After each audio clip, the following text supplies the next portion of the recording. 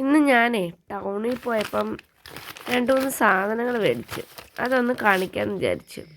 Fancy സ്റ്റോറിൽ കയറി മേടിച്ച സാധനങ്ങളാണേ.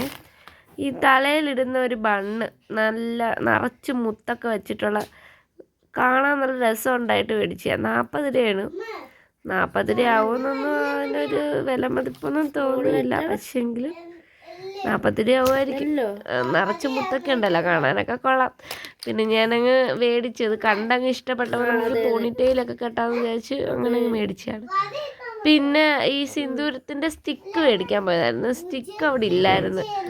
നമ്മൾ നെറ്റിയിൽ തൊടുന്നതിന് അതിന് സ്റ്റിക്ക് കിട്ടിയില്ല. പിന്നെ അന്നേരം സിംഗാറാണ് കിട്ടിയത്. നമ്മൾ അന്നേരം ഒരു സിംഗാർ മേടിച്ചു. സിംഗാർ പണ്ടങ്ങാണ്ട് മേടിച്ചതാണ്. പിന്നെ ഇത് സിംഗാർ മേടിച്ചിട്ടേ ഇല്ല.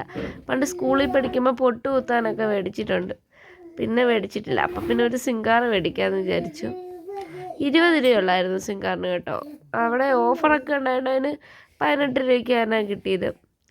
മറ്റേ ആദ്യം മേടിച്ച ബണ്ണിനും ഏതാണ്ട് 45 രൂപയോ അങ്ങാണ്ട് റേറ്റ്, അതിന് 40 രൂപയ്ക്ക് കിട്ടിയിട്ടുണ്ട്.